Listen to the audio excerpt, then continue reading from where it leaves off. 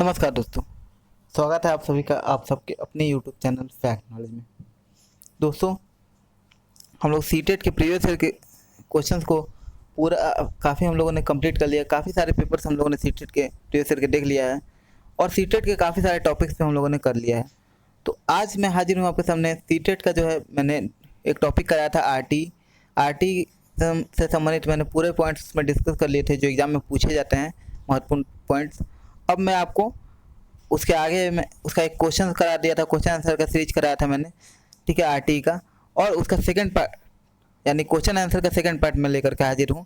पहला पार्ट में मैंने 10 क्वेश्चन कराए थे आरटी के। अब उसके आगे के क्वेश्चन मैं आपको कराऊंगा, ताकि मैंने सोचा था आपको जितना ज़्यादा से ज़्यादा आरटी के क्वेश्चन मैं करा सकूँ। तो ठीक है, तो चलिए देर न करते सीधे क्वेश्चन पे चलते हैं। आरटी एक्ट 2009, इस क्वेश्चन आंसर को सीरीज करने से पहले दो तीन पॉइंट्स मैं आपको डिस्कस कर लेता हूँ। आरटी एक्ट कब लागू हुआ था? 1 अप्रैल 2010 को। आरटी एक्ट में कितने दूरी पर विद्यालय का प्रावधान किया गया है? तो प्राइमरी लेवल का विद्यालय 1 किलोमीटर के अंदर, बच्चे के घर से 1 किलोमीटर के अंदर होना चाहिए। और मध्य विद्यालय यानी कि मिडिल स्कूल आपको जो है 3 किलोमीटर के अंदर होना चाहिए।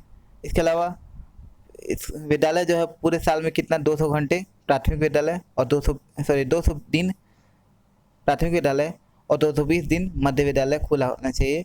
और वर्किंग डे, ठीक है, होना चाहिए। वर्किंग आवर कितना होना चाहिए एक वीक में? तो 45 घंटे, ठीक है। और आपको जो है एक शिक्षक के बारे में जो है बोला गया है उसमें आरटीई में एक माता पिता का कर्तव्य के बारे में बोला गया है। किस में बोला गया आर्टिकल में? आर्टिकल 51A में माता पिता के कर्तव्य के बारे में बोला गया है कि बच्चों को एडमिशन कराना उनका कर्तव्य है। किस आर्टिकल में आरटी का प्रावधान किया गया है? ठीक है, तो आर्ट अनिवार्य और निःशुल्क शिक्षा का प्रावधान किस आर्टिकल में बोला गया संविधान के? तो 21A में। कौन से संविधान संशोधन लागू किया गया था? तो 86 नंबर संविधान संशोधन। कौन प्राइम मिनिस्टर था? तो अटल बिहारी वाजपेयी। ये सारे महत्वपूर्ण पॉइंट्स हैं। अब चलते हैं डायरेक्ट क्वेश्चन पे।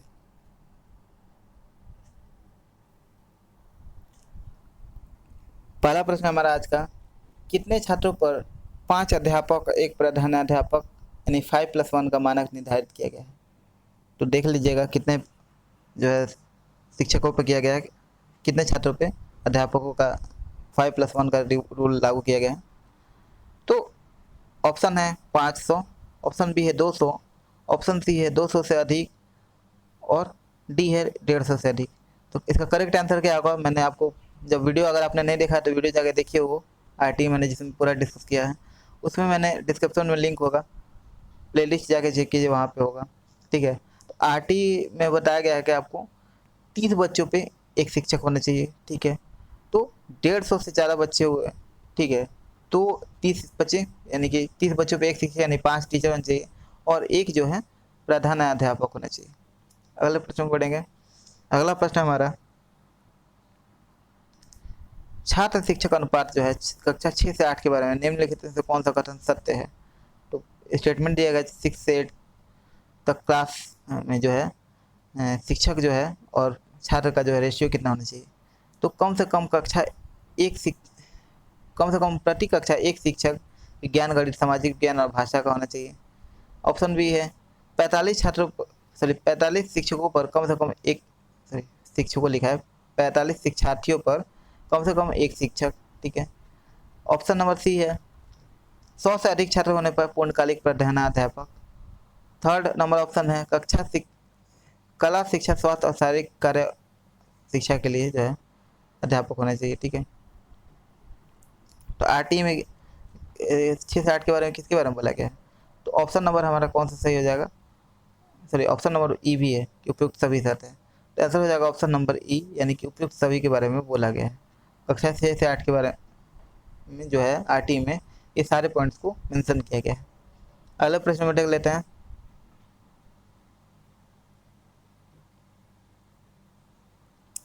अगला प्रश्न हमारा आज का, छात्र शिक्षक अनुपात कक्षा 1 से 5 तक के बारे में निम्नलिखित कथन पर विचार कीजिए। अब 6 to 8 वाला क्वेश्चन था पिछला, अब ये 1 to 5 वाला है, ठीक है। तो दिया गया 60 बालक पर 2 अध्यापक, बिल्कुल सही है। 61 से 90 तक के बालकों पर 3 अध्यापक, सही है। ऑप्शन नंबर थर्ड है 91 से 120 छात्रों पर 4 अध्यापक, सही है।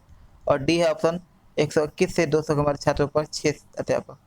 तो ये जो है आप इसका आंसर जल्दी से कमेंट बॉक्स में बताइए। ऑप्शन नंबर ई भी देख लेते हैं, 200 से अधिक होने पर जो है प्रधानाध्यापक को छोड़ के 1:40 का अधिक रेशियो नहीं होना चाहिए, ठीक है। इसका करेक्ट आंसर क्या आ जाएगा, जल्दी से बताइए कौन सा स्टेटमेंट सही है। Statement number A B C सही है, statement number A B D सही है, और statement number A C D सही है, और स्टेटमेंट जो है सभी स्टेटमेंट सही है। तो कौन सा सही होगा, जल्दी से आंसर बताइए। आंसर होगा ऑप्शन नंबर ए, यानी कि जो है ए बी सी जो है सही है, यानी कि बाकी डी और ई जो है ये गलत स्टेटमेंट है। अगले प्रश्न में पढ़ेंगे। अगला प्रश्न हमारा, शिक्षा का अधिकार अधिनियम जो है वो 2009 शिक्षकों हेतु प्रति सप्ताह कार्य घंटों की संख्या कितना है।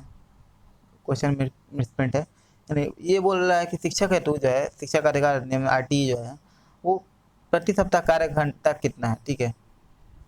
तो मैंने ऑलरेडी आपको वीडियो के स्टार्टिंग में ही बता दिया है कि न्यूनतम 45 घंटे जो है प्रति सप्ताह होना चाहिए, ठीक है ना, तैयारी सहित। ऑप्शन नंबर इसका आंसर सी हो जाएगा कि न्यूनतम जो है 45 घंटे, जिसके अंतर्गत तैयारी के घंटे भी शामिल हैं। करेक्ट नंबर ऑप्शन सी होगा। कहीं कहीं पे ये वैरी करेगा, अगर तैयारी घंटा नहीं ऐड है तो थोड़ा सा कम हो सकता है। अगला प्रश्न देख लेंगे, शिक्षा का अधिकार अधिनियम 2009 का सही और पूरा नाम क्या है। तो ऑप्शन देख लेते हैं, निःशुल्क और अनिवार्य शिक्षा अधिकार अधिनियम 2009। बी है निःशुल्क और अनिवार्य शिक्षा अधिकार अधिनियम 2010। थर्ड नंबर ऑप्शन है निःशुल्क और अनिवार्य शिक्षा अधिकार अधिनियम 2010। और डी नंबर ऑप्शन है निःशुल्क और अनिवार्य शिक्षा का अधिकार अधिनियम 2009। तो इसका करेक्ट आंसर क्या हो जाएगा, ऑप्शन नंबर डी, यानी निःशुल्क और अनिवार्य बाल शिक्षा अधिकार अधिनियम 2009। ये इसका पूरा नाम है, ठीक है, RTE का। अगले प्रश्न में बढ़ेंगे। निम्नलिखित कथनों पर विचार करते हैं, सही कूट का चयन कीजिए। तो ये स्टेटमेंट दिया है और उसके आगे आपको चुनना है कौन कौन सा स्टेटमेंट सही है। ऑप्शन नंबर ए है RTE एक्ट 9 की धारा 17 के अनुसार बालक के शारीरिक दंड और मानसिक उत्पीड़न का निषेध है। सेकंड नंबर ऑप्शन है विद्यालय के मान और मानक संबंधी धारा 19 में प्रावधान किया गया है। थर्ड नंबर ऑप्शन है इस अधिनियम की धारा 20 के अनुसार विद्यालय के मान और मानक संबंधी अनुसूची में संशोधन की शक्ति केंद्रीय सरकार को प्राप्त है। और डी नंबर ऑप्शन है इस अधिनियम की धारा 26 के अनुसार विद्यालयों में शिक्षकों की पद जो है वो रिक्तियों को भरना 10% से ज़्यादा खाली न रहना चाहिए, ठीक है। और ई नंबर ऑप्शन है इस अधिनियम की धारा 29 के अनुसार पाठ्यक्रम और मूल्यांकन प्रक्रिया के बारे में बताया गया है, जिसमें NCF 2005 का विकास करना है, सतत एवं व्यापक मूल्यांकन लागू करना जरूरी होगा, ठीक है। तो इसमें इसके बारे में स्टेटमेंट आपको 5 स्टेटमेंट दिया है। अब आपको स्टेटमेंट में चुनना है कि कौन कौन से स्टेटमेंट जो है बिल्कुल सही है। ऑप्शन देख लेते हैं हम लोग, कौन कौन सा ऑप्शन सही होगा। तो इसमें से कौन कौन सा स्टेटमेंट सही है, तो कथन ए और बी सही है, ठीक है। कौन सा ऑप्शन कथन ए और बी सही है। ऑप्शन नंबर बी कह रहा है कथन ए बी और सही है। सी है कथन बी और सी सही है। और डी है सभी कथन सही है। इसका करेक्ट आंसर क्या जाएगा, इसका करेक्ट आंसर होगा ऑप्शन नंबर डी, यानी कि जितना स्टेटमेंट बोला गया है ABCD, ठीक है, सभी जो है इसमें सही ही बोला गया है, ठीक है। अगले प्रश्न में बढ़ेंगे। अगला प्रश्न हमारा आज का लास्ट प्रश्न है, सरकार से संबंधित निर्देश अभियोजन कार्यवाही और नियम आदि से संबंधित है। तो ऑप्शन देख लीजिएगा, अध्याय 7 प्रकीर्ण धारा 30 से 38 तक। ऑप्शन नंबर बी है अध्याय 6 प्रकीर्ण धारा 22 से 28 तक। ऑप्शन नंबर सी है अध्याय 5 समुचित सरकार के दायित्व धारा 35 से 38 तक। और डी है अध्याय 7 प्रकीर्ण धारा 35 से 38 तक। तो इसका करेक्ट आंसर क्या हो जाएगा, इसका करेक्ट आंसर हो जाएगा ऑप्शन नंबर डी, यानी कि जो है अध्याय 7 जो है वो प्रकीर्ण धारा 35 से 38 तक। अब ये ज़्यादा डिटेल आपको पूछेगा नहीं सीटेट में, ये क्वेश्चन मैंने ऐसे ही करा दिया है कि ये भी RTE से था इसलिए मैंने करा दिया, ठीक है। लेकिन ये प्रश्न आपको जनरली सीटेट में तो नहीं पूछना है, सीटेट में पूछना भी होगा अगर तो पेपर 2 में ही पूछेगा, ठीक है। पेपर 1 में ऐसे प्रश्न नहीं आते हैं, ठीक है। पेपर 2 हल्का होता है और जो है केवीएस वगैरह में ऐसे प्रश्न आते हैं। तो उम्मीद करता हूँ वीडियो आपको पसंद आया होगा। वीडियो पसंद आया हो तो वीडियो को लाइक कीजिएगा, वीडियो शेयर कीजिएगा अपने दोस्तों में और अपने मित्रों में और रिश्तेदार वगैरह में। तब तक के लिए इजाज़त दीजिए। आपको और कौन कौन से टॉपिक में प्रॉब्लम हो रही है वो टॉपिक्स आप कमेंट करके बताइए, मैं उस पर वीडियो जल्दी ही आपको उपलब्ध कराऊंगा। मिलते हैं अगली वीडियो में, इजाज़त दीजिए। नमस्कार, जय हिंद, वंदे मातरम, भारत माता की जय।